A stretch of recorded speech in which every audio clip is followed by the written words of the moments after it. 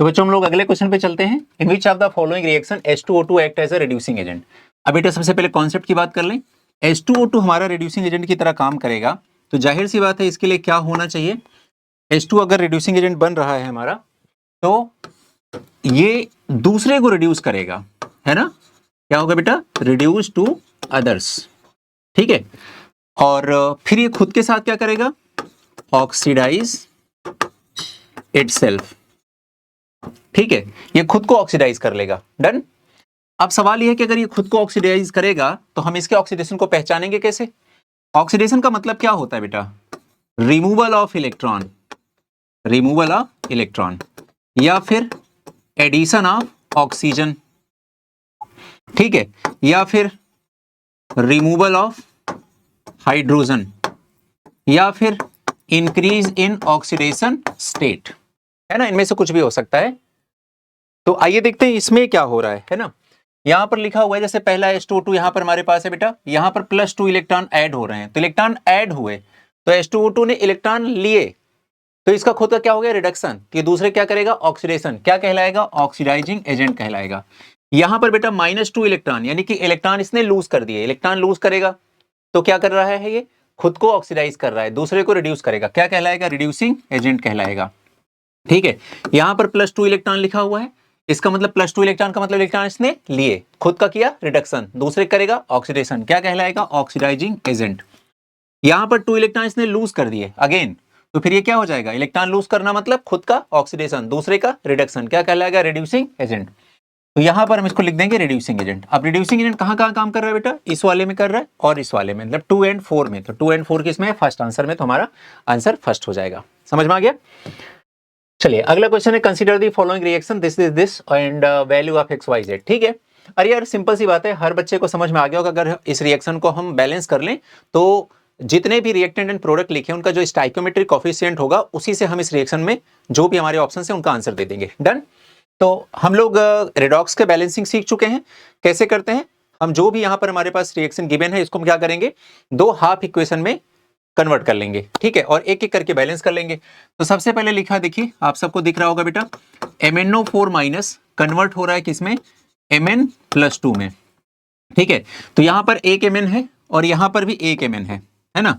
और अगर ये एक Mn है तो Mn तो बेटा बैलेंस हो गया। अब मुझे यहां पर दिख रहा 4 ऑक्सीजन, और आपको पता है ना ऑक्सीजन बैलेंस करने के लिए ऑपोजिट साइड में जितने ऑक्सीजन आपको ऐड करने हैं उतने ही आपको वाटर मॉलिक्यूल ऐड करने पड़ेंगे।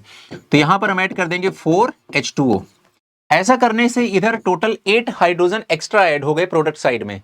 उसको रिएक्टेंट साइड में बैलेंस करने के लिए हम एक हाइड्रोजन के लिए एक H+ ऐड करेंगे। तो ऐसे हमारे पास टोटल 8 हाइड्रोजन है, तो 8 हाइड्रोजन के लिए 8H+ ऐड करेंगे, तो यहां पर +8H+ हो जाएगा।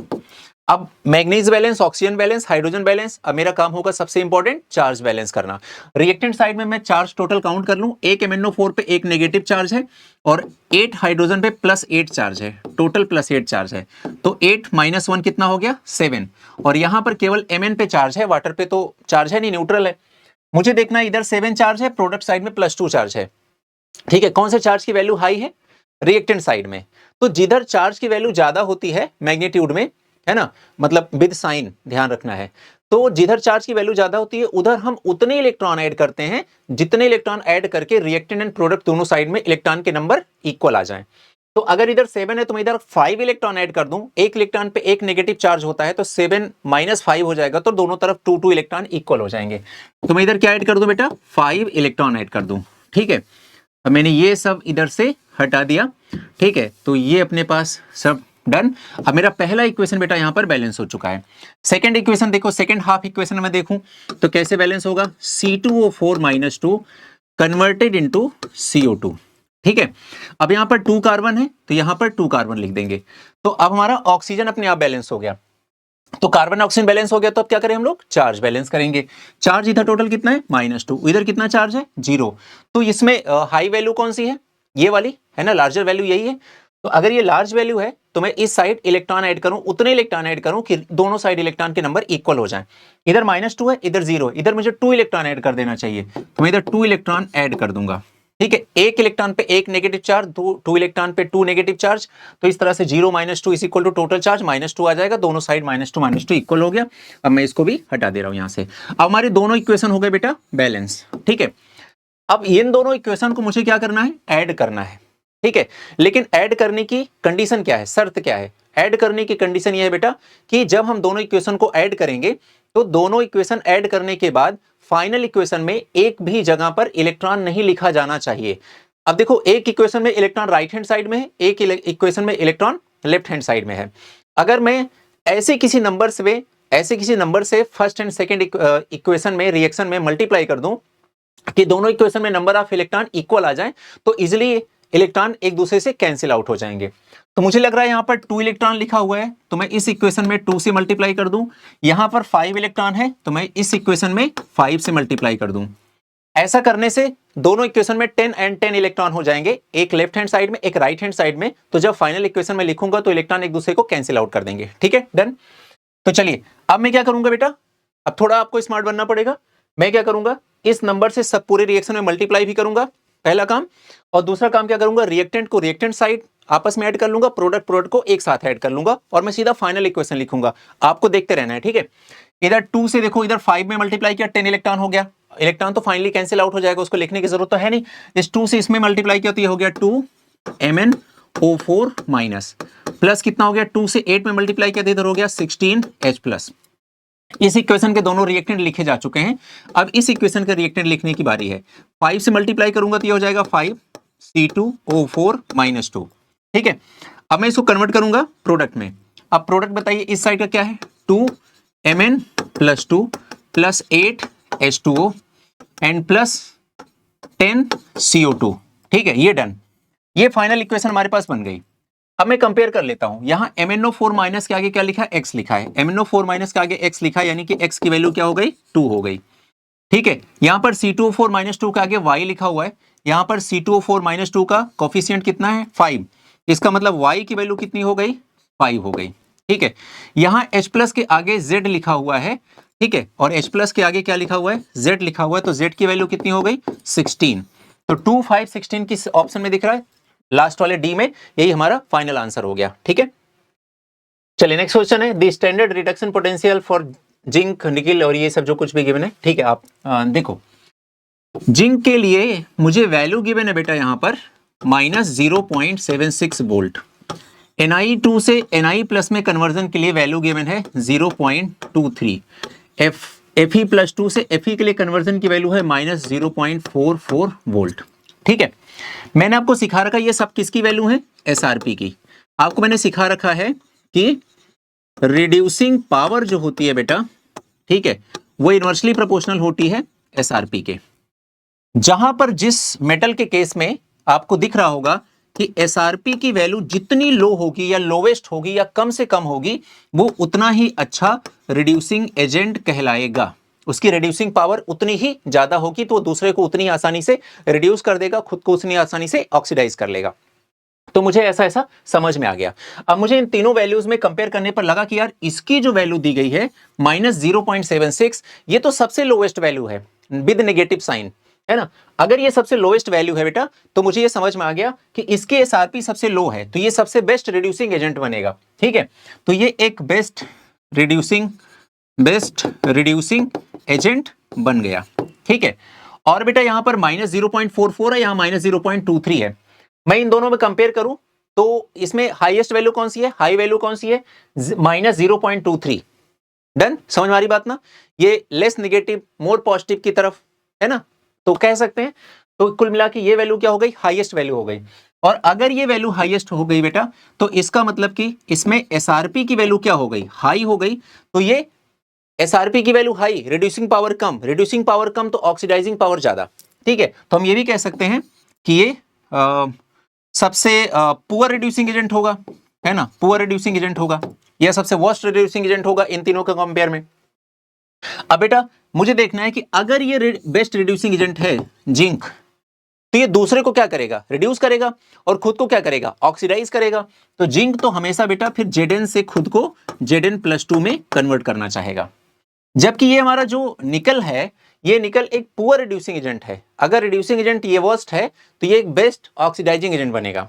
अगर ये एक अच्छा ऑक्सीडाइजिंग एजेंट बनेगा तो ये दूसरे को ऑक्सीडाइज करेगा, खुद को क्या करेगा, रिड्यूस करेगा। ये खुद को रिड्यूस करेगा बेटा, तो ये कन्वर्ट हो जाएगा Na+2 से Na में कन्वर्ट हो जाएगा, क्योंकि देखो इसी इक्वेशन में इसका रिडक्शन जस्टिफाई हो पा रहा है और इस इक्वेशन में इसका ऑक्सीडेशन जस्टिफाई हो पा रहा है। खुद को ऑक्सीडाइज किया, दूसरे को रिड्यूस करेगा, बेस्ट रिड्यूसिंग एजेंट कहलाएगा। अब मैं दोनों इक्वेशन को आपस में ऐड करके लिख दे रहा हूं, तो Zn + Na+2 ऐसा लिख दिया हमने। यह हो गया Zn + Na+2 gives Zn+2 + Na, है ना। ये अपने पास एक फाइनल इक्वेशन बेटा बन गई, है ना, जो यहां पर बनेगी। अब हमें इस इक्वेशन में ये देखना है कि ये इक्वेशन जो बनी है ये स्पॉन्टेनियस है कि नहीं स्पॉन्टेनियस है। और स्पॉन्टेनिटी चेक करने के लिए किसी भी रिएक्शन की हम बात करते हैं डेल्टा जी नॉट से। इसका फॉर्मूला होता है, ठीक है, -NFE0 ऑफ द सेल, है ना। और अगर किसी भी इक्वेशन के डेल्टा जी की वैल्यू, डेल्टा जी नॉट की value specific Gibbs free energy इसे बोलते हैं बेटा। और डेल्टा जी नॉट के बारे में आपको थर्मोडायनेमिक्स में पढ़ाया जाएगा। तो डेल्टा जी नॉट अगर किसी भी रिएक्शन के लिए इसकी वैल्यू नेगेटिव में आती है तो रिएक्शन स्पॉन्टेनियस होगी, और पॉजिटिव में आती है तो रिएक्शन नॉन स्पॉन्टेनियस होगी। अभी तो जब तक वो चैप्टर थर्मोडायनेमिक्स नहीं आ रहा तब तक तो इतना आपको दिमाग में रखना है। अब आप मुझे बताइए बेटा, अगर जी नॉट की वैल्यू मुझे नेगेटिव में रखना है और ई नॉट सेल की वैल्यू अगर नेगेटिव में हो गई तो वो नेगेटिव और ये नेगेटिव मिलके कि नेगेटिव नेगेटिव क्या हो जाएगा, पॉजिटिव हो जाएगा। तो डेल्टा जी की वैल्यू पॉजिटिव हो जाएगी, रिएक्शन नॉन स्पॉन्टेनियस हो जाएगी। लेकिन वो कह रहा है कि ये स्पॉन्टेनियस कब होगी, ये स्पॉन्टेनियस तब होगी जब ई नॉट सेल की वैल्यू पॉजिटिव होगी। तो ई नॉट सेल की वैल्यू शुड बी पॉजिटिव, ठीक है, शुड बी पॉजिटिव। अब दो हाफ इक्वेशन को जब ऐड करके एक प्रॉपर सेल इक्वेशन बनाते हैं तो उसमें E naught of the cell या फिर electromotive force of the cell, इसकी वैल्यू कैसे फाइंड आउट करते हैं, ये तो एक्चुअल में सीखने को मिलता है बेटा किसमें, electrochemistry chapter class 12 physical chemistry में, है ना। लेकिन अभी यहां पर काम चलाने के लिए हम कैसे सीख सकते हैं, तो मैं आपको एक ट्रिक बता दे रहा हूं। हमेशा जब भी आपको किसी सेल की ई नॉट की वैल्यू फाइंड आउट करनी है, आपको उसको सॉल्व करने के लिए क्या करना होगा, ज्यादा माइनस कम की वैल्यू करनी होगी, है ना। मतलब ज्यादा माइनस कम, तो high SRP minus low SRP, इतना कर देना है। अब इस इक्वेशन में देखो वैल्यू क्या है बेटा, दो ही तो इक्वेशन यहां पर है, मतलब दो ही तो यहां पर वैल्यूज हैं। इन दोनों में बड़ी वैल्यू कौन सी है, ये है। तो बड़ी माइनस छोटी वैल्यू, ज्यादा माइनस कम, है ना, यही करना है। तो ज्यादा कौन है, -0.23। तो मैं ई नॉट ऑफ द सेल निकालूंगा, ये आएगा -0.23 माइनस, ठीक है, ज्यादा माइनस कम, ठीक है। और कम कौन है, ये है, तो -0.76 आ जाएगा। ये माइनस माइनस क्या हो जाएगा बेटा, प्लस हो जाएगा। तो -0.23 प्लस 0.76। अब ये ओवरऑल कितना आ जाएगा बेटा, देखो ये पॉजिटिव नेगेटिव कितना आ गया, पॉजिटिव में आएगा। और 6 - 3 कितना आ जाएगा, 3, 7 - 2 कितना आ जाएगा, 5। तो ये आ जाएगा +0.53 वोल्ट आ जाएगा। तो आपने क्या सीखा बेटा यहाँ पर, कि यहाँ पर ई नॉट ऑफ द सेल की वैल्यू कितनी आ गई, पॉजिटिव आ गई। और वो पॉजिटिव वैल्यू जब मैं इसमें पुट करूंगा तो डेल्टा जी की वैल्यू नेगेटिव आएगी। डेल्टा जी की वैल्यू नेगेटिव आना ये अपने आप में प्रॉपर इंडिकेशन है कि reaction is spontaneous at all, है ना। तो हर एक कंडीशन में रिएक्शन स्पॉन्टेनियस होगी। तो इस तरह से हमारा एक्स एंड वाई की वैल्यू पता चल गई। यहाँ पर देखो एक्स से कंपेयर करेंगे तो Zn हो जाएगा, ठीक है, और यहाँ पर वाई से कंपेयर करेंगे तो Ni हो जाएगा, ठीक है। तो X is Zn and Y is Ni, तो आंसर हमारा हो जाएगा सी। डन, समझ में आ गया बेटा सबको। Next question, the amount of oxalic acid, लिखते चलते हैं। ऑक्सैलिक एसिड का फॉर्मूला क्या होता है, H2C2O4 होता है, ठीक है। या फिर इसको ऐसे भी लिख सकते हैं COOH, सिंगल बॉन्ड COOH। ये एक डाई कार्बोक्सिलिक एसिड है, इसका मतलब इसमें 2 COOH ग्रुप पाए जाते हैं। In a solution can be determined by its titration with KMnO4। तो इसकी रिएक्शन हमने किससे करा दी, KMnO4 से। Solution in the presence of H2SO4, और साथ में हमने ले लिया H2SO4। तो जब हम इस इक्वेशन को कंप्लीट कराएंगे तो देखो यहां पर ये ऑक्सलेट आयन है, या ठीक है, अगर मैं 2 हाइड्रोजन यहां से निकाल दूं तो इस पर 2 नेगेटिव चार्ज लग जाएगा, ठीक है, यहां से। तो अब एक्चुअल में बनेगा क्या, बनेगा C2O4 कन्वर्ट हो जाएगा बेटा CO2 में। KMnO4 एसिडिक मीडियम में जब भी ऑक्सीडाइजिंग एजेंट की तरह काम करता है, ये खुद किस में कन्वर्ट हो जाता है, Mn+2 में कन्वर्ट हो जाएगा, ठीक है। और साथ में ये पोटेशियम और सल्फेट मिलकर के बना लेंगे K2SO4। ये कुछ इक्वेशन बनती हुई हमें दिखाई दे रही है बेटा, ठीक है। अब सवाल ये है कि आगे ये कह रहा है कि the titration gives unsatisfactory result when carried out in the presence of HCl, ठीक है। तो कह रहा है कि मैंने क्या किया यहां पर H2SO4 is replaced by HCl। मैंने H2SO4 ना लेकर के HCl ले लिया, तो टाइट्रेशन का जो रिजल्ट था वो अनसेटिस्फैक्टरी रहा। तो इसके पीछे का रीजन क्या हो सकता है? ठीक है, आई थिंक क्वेश्चन आपको समझ में आ गया होगा बेटा। अब देखो होता क्या है, यहां पर KMnO4 में Mn अपने हाईएस्ट ऑक्सीडेशन स्टेट +7 में है, यहां पर H2SO4 में सल्फर अपने हाईएस्ट ऑक्सीडेशन स्टेट +6 में है। ठीक है, यहां पर कार्बन अपने ऑक्सीडेशन स्टेट +3 में है। ठीक है, ना इसका ये हाईएस्ट है ना इसका लोवेस्ट है। ठीक है, ये +3 दिया गया है। डन, समझ में आ गया बेटा यहां तक? यहां पर कार्बन का ऑक्सीडेशन स्टेट कितना हो गया? +4 हो गया, Mn का +2 हो गया, सल्फर का +6 ही रहा। डन, क्लियर है यहां तक बेटा? ओके, चलिए आगे मूव करते हैं। अब देखिए, चूंकि KMnO4 एक अच्छा ऑक्सीडाइजिंग एजेंट है, ठीक है, जब इसको हमने H2SO4 के साथ यूज किया तो H2SO4 में सेंट्रल एलिमेंट सल्फर था और वो खुद अपने हाईएस्ट ऑक्सीडेशन स्टेट में था। और आपको पता है जब किसी कंपाउंड में कोई सेंट्रल एटम अपने हाईएस्ट ऑक्सीडेशन स्टेट में होता है तो वो कंपाउंड केवल और केवल ऑक्सीडाइजिंग एजेंट की तरह ही काम कर सकता है। तो ये दोनों ऑक्सीडाइजिंग एजेंट की तरह काम करेंगे, लेकिन यहां पर H2SO4 को ऑक्सीडाइजिंग एजेंट की तरह यूज नहीं किया गया है। इसको केवल और केवल एसिडिक मीडियम प्रोवाइड करने के लिए दिया गया है कि तुम H+ फर्निश आउट करते रहना और ये जो H+ निकलेगा वो मीडियम को एसिडिक बना के रखेगा ताकि टाइट्रेशन को इजी बनाया जा सके। ठीक है, और KMnO4 ऑक्सीडाइजिंग एजेंट की तरह काम करेगा, तो ये H2C2O4 यानी कि ऑक्सलेट आयन को CO2 में कन्वर्ट करने का काम करेगा। अब हम देख लेंगे कि कितने मोल KMnO4 से कितने मोल ऑक्सलेट आयन CO2 में कन्वर्ट हो रहे हैं। तो इसके मोल, उसके मोल और वैलेंसी फैक्टर निकाल करके हम लोग इक्विवेलेंट वेट तक पहुंच जाएंगे, क्योंकि इक्विवेलेंट वेट का फॉर्मूला होता है molecular weight divide by valency factor. Done, यहां तक क्लियर है सबको? अब बेटा आगे की बात कहानी सुनना, लेकिन मैंने H2SO4 को रिप्लेस कर दिया HCl से, और HCl में जो हमारा क्लोरीन है इसका ऑक्सीडेशन स्टेट कितना है? -1। KMnO4 एक अच्छा ऑक्सीडाइजिंग एजेंट है। अभी तक ये क्या कर रहा था? ऑक्सलेट को CO2 में कन्वर्ट कर रहा था, बढ़िया चल रही थी रिएक्शन। लेकिन अचानक से इसकी नजर पड़ी H2SO4 के ऊपर, इसका कोई प्रेशर चल नहीं रहा था। ये H2SO4 को कोई चेंज ही नहीं कर पा रहा था, क्योंकि H2SO4 खुद अपने हाईएस्ट ऑक्सीडेशन स्टेट में था। तो इसकी कोई दाल नहीं गल रही थी H2SO4 के ऊपर। लेकिन जैसे इसने देखा ये चला गया है और HCl आ गया, अब इसको अपनी दादागिरी दिखाने का मौका मिल गया। इसे लगा अरे क्लोरीन तो -1 में है, चलो इसको भी ऑक्सीडाइज करते हैं। तो ये KMnO4 क्या करेगा? इस HCl को Cl2 में कन्वर्ट करने की कोशिश करेगा या किसी हाईएस्ट ऑक्सीडेशन स्टेट में कन्वर्ट करने की कोशिश करेगा। कुल मिला के KMnO4 बिजी हो जाएगा HCl के ऑक्सीडेशन में, या उल्टा भी बोल सकते हैं कि HCl बिजी हो जाएगा KMnO4 के रिडक्शन में। जब A B का ऑक्सीडेशन करता है तो B A का क्या करेगा? रिडक्शन करेगा। ठीक है, तो इस कंडीशन से जो H2C2O4 को नेट कन्वर्जन होना था CO2 में, अब वो हैम्पर्ड हो जाएगा। तो जो हमारा टाइट्रेशन का रिजल्ट आना था वो अनसेटिस्फैक्टरी रिजल्ट आ जाएगा। ठीक है, अब आइए ऑप्शन देखते हैं। ये तो रहा आपका कॉन्सेप्ट पूरा का पूरा, समझ में आ गया अच्छे से ना? यहां पर लिखा बेटा oxidises oxalic acid to carbon dioxide and water. बेटा HCl आने से इस चीज में फर्क पड़ना, आप खुद देखो, जब H2SO4 था तब KMnO4 ऑक्सैलिक एसिड को CO2 एंड वाटर में कन्वर्ट कर रहा था। ठीक है, वाटर में लिखा नहीं है, मीडियम है वो तो रहेगा ही रहेगा। ठीक है, तो ये कन्वर्ट कर रहा था, लेकिन जब KMnO4 के साथ HCl आएगा तो ये HCl को कन्वर्ट करने लगेगा। क्लियर? तो पहला स्टेटमेंट तो इनकरेक्ट है। सेकेंड स्टेटमेंट है gets oxidised by oxalic acid to chlorine. तो मुझे बताओ बेटा, ये जो HCl है इसको कौन ऑक्सीडाइज करेगा?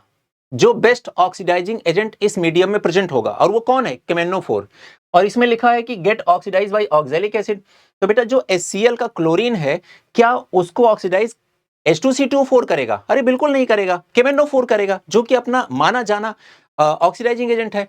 तो सेकेंड स्टेटमेंट भी इनकरेक्ट है। Furnishes H+ ion in addition to those form oxalic acid. ठीक है, तो ये कह रहा है कि H+ आयन देगा जो कि ऑक्सैलिक एसिड से बनेगा। अरे ऑक्सैलिक एसिड से H+ निकालेगा, इसका HCl पे क्या फर्क पड़ेगा? HCl अपना H+ निकालेगा, ऑक्सैलिक एसिड अपना H+ निकालेगा। HCl के आने से इस पर फर्क पड़े, ऐसा तो होता नहीं। अगर हम इससे ज्यादा बढ़कर के common ion effect ionic equilibrium का देख लें तो लगेगा कि तो कमी हो रहा है ना? तो ये तो फिलहाल के लिए आंसर नहीं होगा। अब यहां लिखा है रिड्यूसेस परमैग्नेट आयन टू Mn+2। आप मुझे बताओ बेटा, अगर ये इसको ऑक्सीडाइज करेगा तो ये इसको रिड्यूस करेगा, और इसका रिडक्शन किस में होगा? Mn+2 में, क्योंकि ऑक्सीडेशन स्टेट यहां +7 से +2 हो गई। डन, तो आंसर हमारा क्या हो जाएगा बेटा? डी आंसर हमारा एग्जैक्ट करेक्ट आंसर हो जाएगा। Next question is which of the following chemical reaction depicts the oxidising behaviour of H2SO4। अगर मुझे ऑक्सीडाइजिंग बिहेवियर देखना है तो ये क्या करेगा? ऑक्सीडाइज टू अदर्स, ठीक है। तो ये खुद को क्या करेगा, रिड्यूसेस टू इटसेल्फ, है ना। तो ये खुद को क्या करेगा, रिड्यूस करेगा, दूसरे को ऑक्सीडाइज करेगा। तो अक्सर बेटा हमेशा ऐसा देखा जाता है कि H2SO4 जब एक ऑक्सीडाइजिंग एजेंट की तरह काम करता है तो ये खुद को कन्वर्ट करता है SO2 में, जहां पर सल्फर का ऑक्सीडेशन स्टेट +6 से +4 हो जाता है, और इस तरह से +6 से +4 होना सल्फर का खुद का रिडक्शन, तो सेल्फ रिडक्शन दूसरे को ऑक्सीडेशन करेगा तो ऑक्सीडाइजिंग एजेंट की तरह काम करेगा। अब आइए आते हैं क्वेश्चन के ऑप्शन में। यहाँ H2SO4, यहाँ देखो HI लिखा हुआ है, तो आयोडीन का ऑक्सीडेशन स्टेट -1 है, यहाँ पर आयोडीन का ऑक्सीडेशन स्टेट 0 हो गया, तो -1 से 0 यानी कि ऑक्सीडेशन स्टेट क्या हो गई, इंक्रीज कर गई। तो यहाँ पर हुआ प्रोसेस क्या हुआ, ऑक्सीडेशन। अब मुझे बताइए I- का ऑक्सीडेशन हुआ तो किसने कराया होगा, जो उसके साथ लिखा हुआ है वो कौन है, H2SO4। तो H2SO4 कैसे काम कर रहा है, यहाँ पर ऑक्सीडाइजिंग एजेंट की तरह काम कर रहा है, ठीक है। यहाँ पर देखो कैल्शियम का +2 है, ऑक्सीजन का -2 है, हाइड्रोजन का +1 है, हाइड्रोजन का +1 है, सल्फर का +6 है, ऑक्सीजन का -2 है, कैल्शियम का +2 है, सल्फर का +6 है, ऑक्सीजन का -2 है, हाइड्रोजन का +1 है और ऑक्सीजन का -2 है। तो आप देखेंगे कि सिंपली यहाँ पर आयन एक्सचेंज हुए हैं। This is an example of double decomposition reaction, इसमें कहीं भी रेडॉक्स रिएक्शन जैसा कुछ भी नहीं है, तो ये तो बिल्कुल नहीं होगा। फिर उसके बाद यहाँ पर भी वही हो रहा है, Na+ है, Cl- है, H+ है, S+6 है, ठीक है, और ऑक्सीजन -2 है, Na+ है, H+1 है, सल्फर +6 है, ऑक्सीजन -2 है, H+1 है, क्लोरीन -1 है। तो यहां पर भी आप देखेंगे कि ये भी एक डबल डिकम्पोजिशन रिएक्शन है, ये कभी भी रेडॉक्स रिएक्शन का एग्जांपल नहीं बन रही है। फास्फोरस में देखिए +5 है, यहां पर भी फास्फोरस +5 है, सल्फर यहां पर +6 है, यहां पर भी सल्फर +6 है, तो यहां पर भी कोई चेंज नहीं, तो ये भी आंसर नहीं होगा। तो आंसर क्या हो जाएगा हमारा, फर्स्ट हो जाएगा। नेक्स्ट क्वेश्चन है, अमंग दी प्रॉपर्टीज रिड्यूसिंग, और ये वो complexing, set of the properties shown Cn- ion towards the metal species, ठीक है बेटा। वो Cn- की प्रॉपर्टीज हमसे पूछ रहा है। देखो बेटा होता क्या है कि मोस्टली जो हमारी डी ब्लॉक एलिमेंट्स होती हैं बेटा, डी ब्लॉक एलिमेंट्स जो होते हैं, या बेसिकली इनको हम बोल सकते हैं मेटल्स जो होते हैं, है ना, वो क्या करते हैं, वो एक इलेक्ट्रॉन पेयर लेकर के एक कोऑर्डिनेट बॉन्ड का फॉर्मेशन करते हैं, और इस तरह से कंपाउंड जो बनता है उसे बोलते हैं कोऑर्डिनेट कंपाउंड या कॉम्प्लेक्स कंपाउंड। तो आपने पीरियोडिक टेबल में बेटा डी ब्लॉक की प्रॉपर्टीज में ये देखा भी होगा, प्रॉपर्टीज आपको बताई गई होंगी कि D block elements complex formation में पार्टिसिपेट करते हैं, ऐसा देखा गया है। तो ये कॉम्प्लेक्स फॉर्मेशन कर देते हैं। जैसे एक एग्जांपल मैं ले लूं, K4FeCN6, ठीक है, पोटेशियम फेरोसाइनाइड इसे बोलते हैं। ये देखो यहां पर देखो, इसको हटाओ, इस पे ध्यान दो, ये स्क्वायर ब्रैकेट के अंदर कौन है, आयरन। आयरन बेटा एक सेंट्रल मेटल एटम है, और ये Cn जो है ये इलेक्ट्रॉन डोनर है। ये क्या करता है, अपना इलेक्ट्रॉन डोनेट करता है इस मेटल को, इस डी ब्लॉक के मेटल को। एक पेयर ऑफ इलेक्ट्रॉन डोनेट करने के लिए एक कोऑर्डिनेट बॉन्ड का फॉर्मेशन करता है। ऐसे हमारे पास 6 Cn- है, तो टोटल 6 कोऑर्डिनेट बॉन्ड बनेंगे, 12 इलेक्ट्रॉन यानी कि 6 पेयर ऑफ इलेक्ट्रॉन किसको, आयरन मेटल को डोनेट किए जाएंगे साइनाइड के थ्रू। अब मुझे एक बात बताइए, अगर Cn ने अपना इलेक्ट्रॉन डोनेट कर दिया किसी को, दूसरे को इलेक्ट्रॉन दिया, तो बताओ वो इलेक्ट्रॉन किसको मिला, आयरन को। आयरन के साथ इलेक्ट्रॉन जुड़ गया, इलेक्ट्रॉन का एडिशन क्या कहलाता है, रिडक्शन। तो आयरन का क्या हो गया, रिडक्शन। किसने किया, Cn ने। कैसे किया, इलेक्ट्रॉन दे करके, डोनेट करके। तो मुझे बताओ Cn- ऑक्सीडाइजिंग एजेंट हुआ कि रिड्यूसिंग एजेंट हुआ, रिड्यूसिंग एजेंट हुआ। तो Cn- का एक काम मुझे समझ में आ गया कि एक अच्छा रिड्यूसिंग एजेंट बन गया। दूसरा मुझे दिख रहा है कि Cn-, अब इसके ऊपर जो एक नेगेटिव चार्ज है, एक्चुअल में नेगेटिव चार्ज किस पर है, कार्बन पर है। ये कार्बन पर जो नेगेटिव चार्ज है वही as a lone pair iron को प्रोवाइड किया गया। तो इसका मतलब कि, और उसी वजह से क्या बना, कॉम्प्लेक्स फॉर्मेशन बना, तो कॉम्प्लेक्स भी बना लेगा ये, ठीक है। अब कॉम्प्लेक्सिंग मतलब C में लिखा हुआ है तो C वाला काम करेगा, रिड्यूसिंग मतलब B में लिखा हुआ है तो B वाला काम करेगा, ठीक है। सॉरी, रिड्यूसिंग मतलब A में लिखा हुआ है तो ये A वाला भी काम करेगा, ठीक है। और लिखा हुआ है ऑक्सीडाइजिंग, ए रिड्यूसिंग है, ठीक है, ये लिख दिया। बी ऑक्सीडाइजिंग है, ऐसा कुछ नहीं है। सी कॉम्प्लेक्सिंग है, ये लिख दिया। तो A and C will be the answer, A and C. तो हमारा आंसर हो जाएगा थर्ड हो जाएगा, ठीक है। तो ये अपने आंसर हो गए। आगे देखते हैं, standard reduction in electrode potential of 3 metal A B C are this respectively the reducing power of this metal. बेटा हम सबको पता है reducing power inversely proportional to किस पे डिपेंड करती हैं, एसआरपी पे डिपेंड करती हैं, ठीक है, सबको पता है बेटा एसआरपी की वैल्यू जितनी कम होगी रिड्यूसिंग पावर उतनी ही ज्यादा होगी, उतनी ही अच्छी वो metal as a reducing metal कहलाएगी या उतनी ही अच्छी रिड्यूसिंग एजेंट बनेगी वो। तो मुझे आप बताइए इसमें सबसे लोवेस्ट रिड्यूसिंग पावर किसकी होगी, सबसे हाईएस्ट रिड्यूसिंग पावर किसकी होगी, सबसे बेस्ट रिड्यूसिंग एजेंट कौन बनेगा, जिसके एसआरपी सबसे कम है, और सबसे एसआरपी किसकी कम है -3.0। ठीक है, तो इसका मतलब कौन सी मेटल है वो, बी वाली मेटल है, तो बी सबसे बेस्ट रिड्यूसिंग एजेंट बनेगा। उसके बाद बताइए सेकंड नंबर पे कौन है, सी, और उसके बाद कौन है, ए। अब देखिए इसकी वैल्यू है -3.0 वोल्ट, इसकी वैल्यू है -1.2 और इसकी वैल्यू है +0.5। ठीक है, इसकी एसआरपी की वैल्यू सबसे लोवेस्ट वैल्यू है। ठीक है, इन तीनों के कंपैरिजन में सबसे लोवेस्ट है, साइन वाइज देख लीजिए, है ना, साइन इसका -3 है। अगर एसआरपी सबसे लोवेस्ट है तो ये एक बेस्ट रिड्यूसिंग एजेंट बनेगी। तो ऑप्शन हो जाएगा ए सी बी, ठीक है, या सी बी सी ए। तो बी सी ए इसमें दिख रहा है तो फर्स्ट हमारा आंसर हो जाएगा। नेक्स्ट क्वेश्चन है, which of the following reaction is possible at anode. अब बेटा ये समझना होगा कॉन्सेप्ट पहले, एनोड पर कौन सी रिएक्शन होती है, ऑक्सीडेशन। ठीक है, और कैथोड पर कौन सी रिएक्शन होती है बेटा, कैथोड पर होती है रिडक्शन। ठीक है, और अगर एनोड पर ऑक्सीडेशन होगा तो ऑक्सीडेशन हम पहचानेंगे कैसे, इंक्रीज इन ऑक्सीडेशन स्टेट देख के पहचानेंगे। आइए देखते हैं, यहां पर क्रोमियम का ऑक्सीडेशन स्टेट +3 है और यहां पर क्रोमियम का +6 हो गया, तो मुझे बताइए +3 से +6 क्या हुआ, ऑक्सीडेशन स्टेट इंक्रीज कर गया, इसका मतलब यहां पर क्या हुआ, ऑक्सीडेशन हुआ। ठीक है, तो ये रिएक्शन होगी एनोड पर। यहां पर देखो फ्लोरीन का 0 था, 0 से -1 हो गया, 0 से -1 होना है कि यानी कि ऑक्सीडेशन स्टेट डिक्रीज कर गई, तो यहां पर क्या हो गया, रिडक्शन। यहां पर देखिए ऑक्सीजन का 0 था, 0 से -2 हो गया, तो ऑक्सीडेशन स्टेट यहां पर क्या हो गई, डिक्रीज, तो ये भी क्या हुआ यहां पर, रिडक्शन। बाकी तो आंसर हमारा क्या हो गया, first. Next question, which of the following is a redox reaction. आप सबको पता है बेटा, बहुत अच्छे से अब ये काम कर लोगे आप। जेडन में देखो यहाँ पर ऑक्सीडेशन स्टेट कितनी है, 0, यहाँ पर कितनी हो गई, +2, यहाँ पर एजी की कितनी है, +1, यहाँ कितनी है, 0, तो 0 से +1, ठीक है, और 0 से +2, एक में ऑक्सीडेशन स्टेट डिक्रीज कर रही है, एक में ऑक्सीडेशन स्टेट इंक्रीज कर रही है, तो ये एग्जांपल बन गया ऑक्सीडेशन का, ये एग्जांपल बन गया रिडक्शन का, तो ये रिएक्शन क्या कहलाएगी, रेडॉक्स रिएक्शन। तो answer will be D. Okay, समझ में आ रहा है। Next question, when KMnO4 act as an oxidising agent this, ठीक है, आइए, and ultimately forms MnO4 -2 MnO2 Mn2O3 Mn+2, then the number of electron transferred in each cases respectively. ठीक है बेटा, KMnO4 की बात कर रहा है।